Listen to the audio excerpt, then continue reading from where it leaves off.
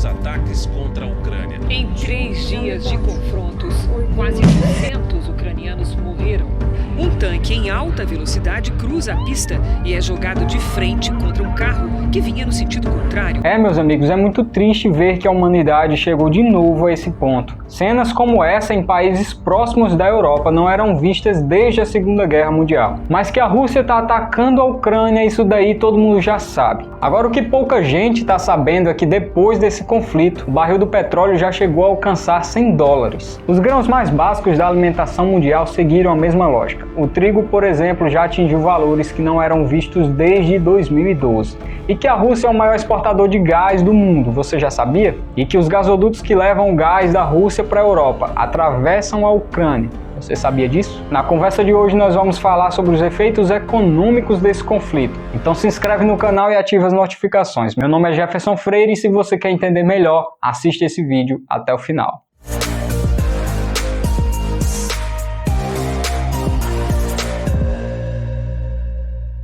Antes de falar sobre os efeitos econômicos dessa crise, nós precisamos entender a origem desse conflito.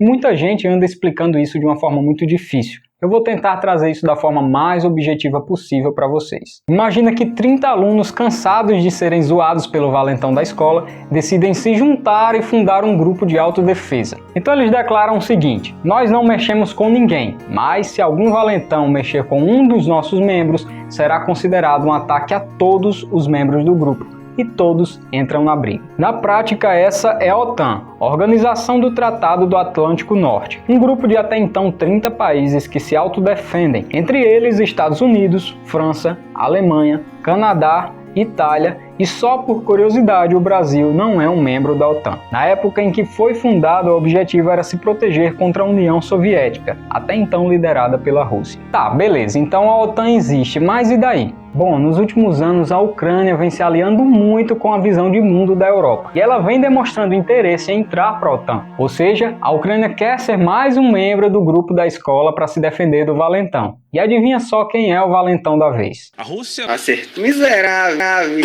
Por outro lado, temos a Rússia, o maior país do mundo, logo possui fronteiras gigantescas que ao longo da sua história foram atacadas por diversos povos. A Rússia foi atacada pelos mongóis, por Napoleão Bonaparte e também por um cara que eu não posso citar o nome dele aqui no YouTube porque dá problema, mas eu vou dar 3 dicas. Ele tem um bigodinho fininho, só gostava de loiro do olho azul e começou a Segunda Guerra Mundial.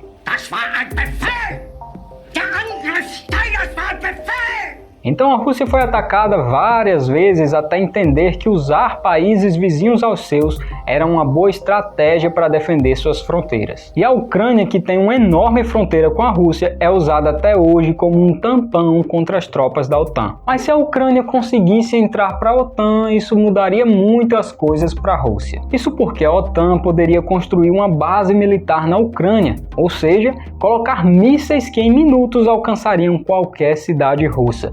E isso, Vladimir Putin, presidente da Rússia, não está disposto a permitir. Mas esse conflito entre Rússia e Ucrânia, pessoal, não é tão novo assim não. Ele já é bem antigo e veio se intensificar lá no final de 2013, quando metade da Ucrânia queria se aliar à União Europeia e a outra metade queria continuar aliada à Rússia. Nessa época houveram grandes manifestações e pessoas perderam suas vidas protestando pela liberdade da Ucrânia. Na época, o presidente atual teve que fugir do país e pegar asilo com a Rússia. O povo da Ucrânia ficou mais de 3 meses na rua lutando contra a polícia pela liberdade do seu país. Pessoas perderam sua vida e o nome desse movimento ficou conhecido como Euromaidan. Para quem tiver interesse, tem um documentário na Netflix chamado Winter on Fire, que conta muito bem essa história. Então, mas como praticamente metade do país nessa época ainda queria ser aliado à Rússia, houveram grandes manifestações e a Rússia foi lá e decidiu anexar uma parte do território ucraniano, que é hoje onde fica a região da Crimeia. Na mesma época começaram diversos conflitos em outras regiões da Ucrânia,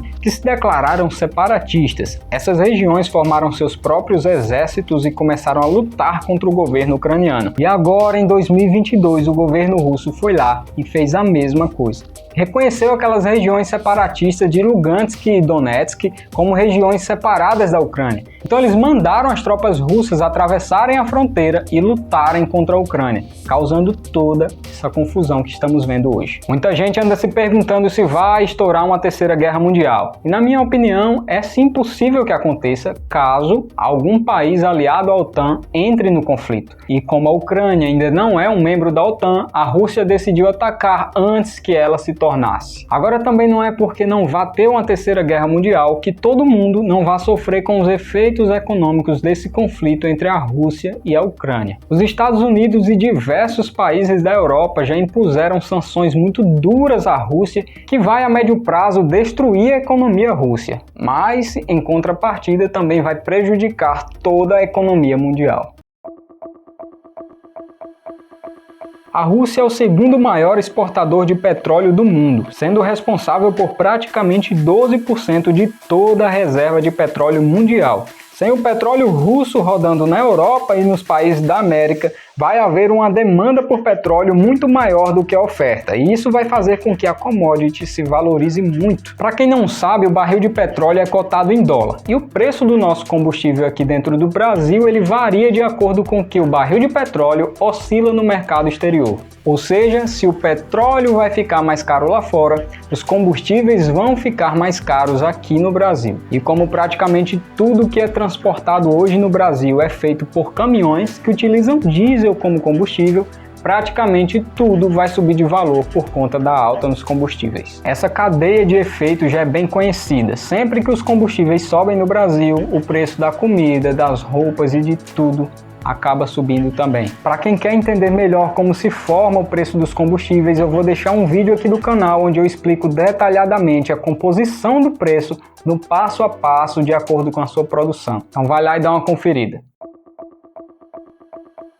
A Rússia é o maior exportador de gás do mundo e abastece boa parte da Europa. E ela tem gasodutos que passam pela Ucrânia para poder chegar até os países europeus. Só que com as sanções, a ideia é que esse gás não chegue mais aos países da Europa. Isso vai causar uma alta no custo energético desses países e todas as indústrias desses países vão acabar tendo um custo de produção mais alto por conta do custo da energia. Como o custo de produção desses produtos vão ficar mais caros, esses produtos vão ser vendidos mais caros. Isso causa também uma alta em toda a cadeia produtiva, em todo o comércio, e esses produtos chegam mais caros aqui no Brasil também. E isso atinge todos os consumidores. A Rússia é o maior exportador de trigo do mundo. E após a invasão da Ucrânia, o valor do trigo subiu tanto que as negociações tiveram que ser paralisadas. Isso porque o trigo excedeu o limite de variação que poderia ter em um único dia. Cara, depois desse conflito começar, o valor do trigo já alcançou preços que não eram vistos há mais de 10 anos. E não para por aí. O Brasil é um gigante na produção de grãos e no agronegócio em geral.